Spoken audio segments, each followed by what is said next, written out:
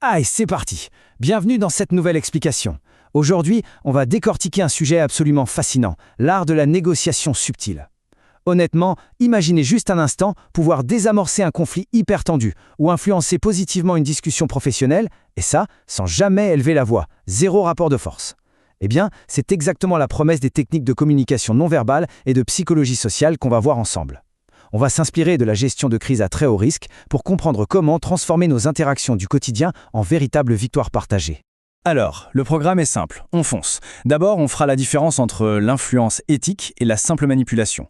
Ensuite, on passera en revue 5 scénarios concrets. Le 1, le silence. Le 2, la technique du miroir. Le 3, l'étiquetage. Le 4, les questions calibrées. Et enfin, le 5, l'écoute active. 5 solutions vraiment invisibles pour régler nos tracas de communication les plus courants. Bon, avant d'aller plus loin, il faut qu'on trace une ligne rouge super claire. C'est quoi la vraie différence entre manipulation et influence? Au final, ce n'est pas qu'une question de méthode, c'est avant tout une question d'intention. La manipulation, c'est chercher son propre gain, utiliser la peur, forcer la main de l'autre, bref, ça détruit la confiance à vitesse grand V.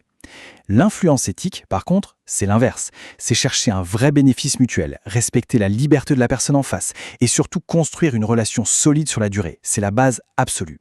Et ce qui est dingue, c'est qu'une grande partie de ces outils d'influence nous vient d'un monde où l'échec n'est tout simplement pas une option. Les négociations de prise d'otage du FBI. Dans ces situations-là, chercher un petit compromis rapide du genre couper la poire en deux, ça n'a juste aucun sens quand des vies humaines sont en jeu. Il faut absolument trouver des solutions 100% gagnant-gagnant. L'idée, c'est de prendre ces formidables techniques de survie et de les appliquer à nos défis pros de tous les jours. Ce qui nous amène direct au scénario 1, le silence, ou comment naviguer face aux objections. Ça, c'est du grand classique, le genre de situation qu'on rencontre tous très régulièrement. Posons le décor. On vient de faire une super proposition, on a bossé notre truc, et bam! La personne en face nous lâche de façon hyper abrupte que c'est beaucoup trop cher ou que ça ne lui va pas du tout. Comment est-ce qu'on réagit en général quand nos conditions sont remises en question d'un coup sec? Eh bien, le réflexe naturel, l'erreur qu'on fait tous sous l'effet de l'inconfort ou de la panique, c'est de vouloir meubler. On se justifie tout de suite, on sort nos meilleurs arguments, ou pire, on propose instantanément de baisser le prix pour être conciliant. Grosse erreur. En adoptant cette posture défensive, on perd totalement le contrôle de la discussion. La solution invisible ici, c'est un levier psychologique juste bluffant, le silence stratégique. La méthode est simplissime. On donne son prix ou son message et on se tait.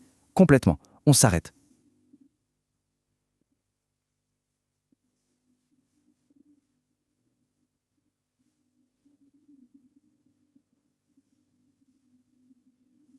Voilà.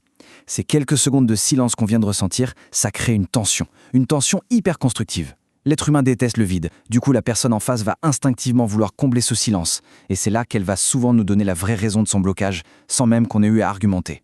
Allez, on passe à la suite pour voir comment tout ça se développe. Scénario 2, le miroir. L'objectif, désamorcer l'agressivité. Typiquement face à un boss sous pression ou un collègue un peu trop rigide. Là, le défi est costaud. On a quelqu'un en face qui nous sort des exigences lunaires ou qui refuse net d'adopter de nouvelles solutions pour un projet. La vraie question, c'est comment briser cette résistance féroce sans déclencher une dispute ouverte. Naturellement, ce qu'on a envie de faire, c'est de riposter avec de la logique pure, ou alors de se braquer direct. Sauf que répondre à une attaque avec de la logique implacable, ça produit presque toujours l'effet inverse. Ça froisse les égos, les gens se braquent encore plus, et on creuse le conflit au lieu de le régler. C'est là qu'on dégaine la technique du miroir, scientifiquement appelée l'isopraxie. En fait, c'est l'instinct biologique d'imitation. On est inconsciemment attiré par ce qui on ressemble. En négociation, ça se traduit super simplement. On répète juste les 1, 2 ou 3 derniers mots importants que la personne vient de dire. Et le secret, la vraie magie, c'est l'intonation. Il faut utiliser une voix très calme qui descend à la fin de la phrase, exactement comme cette voix rassurante, grave et lente d'un animateur radio au milieu de la nuit. Et pour vraiment comprendre la puissance du truc, regardez bien ce chiffre sur l'écran. 70%. Il vient d'une étude géniale du psychologue Richard Wiseman sur des serveurs au restaurant. Un groupe de serveurs validait les commandes avec des mots classiques, genre « très bien, parfait ». L'autre groupe utilisait uniquement le miroir en répétant la commande exacte. Résultat, les serveurs qui faisaient le miroir ont eu 70% de pourboire en plus. C'est dingue. L'imitation verbale tisse un lien de confiance invisible, quasi immédiat. On continue. Scénario 3. L'étiquetage. Là, on plonge dans la purge des émotions négatives, c'est-à-dire ces moments où une réunion déraille complètement à cause de plaintes ou de fortes tensions. La question qui tue, comment est-ce qu'on gère avec tact un collaborateur qui est visiblement à vif, frustré ou super défensif sans empirer la situation?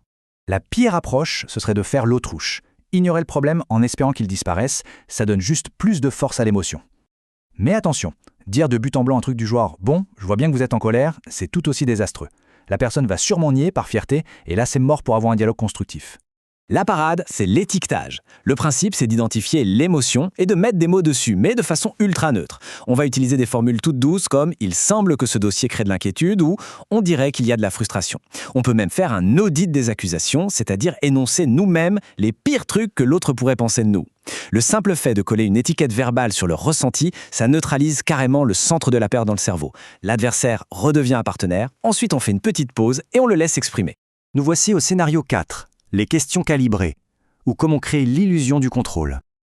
Une situation super inconfortable, c'est quand on doit refuser une demande sans claquer la porte. C'est le dilemme ultime. On est coincé par un négociateur agressif ou on fait face à un contrat inacceptable. Comment rejeter l'impossible sans que tout explose en vol ? L'erreur habituelle, c'est le non direct et définitif. Sauf qu'un refus frontal, ça blesse le besoin d'autonomie de l'autre et ça déclenche la guerre.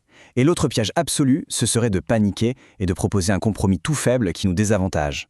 Le point crucial ici, la solution invisible, c'est la question calibrée. Au lieu de s'opposer de face, on pose une question ouverte. Face à un truc impossible, on regarde l'autre et on demande très sincèrement « Comment suis-je censé faire ça ?» Tout est dans ce mot « comment ». Cette simple phrase donne à la personne l'illusion parfaite qu'elle a le contrôle.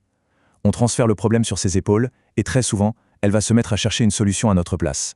Et ça illustre brillamment une règle d'or. Avoir un oui, un accord de principe, c'est totalement inutile si l'autre partie n'a pas défini comment on va le mettre en place concrètement. Exiger le comment, c'est garantir que notre entente va vraiment tenir la route dans la vraie vie. Ce qui nous amène à notre dernier point, le scénario 5, l'écoute active. La fondation ultime qui rassemble un peu toutes les tactiques psychologiques qu'on vient de voir.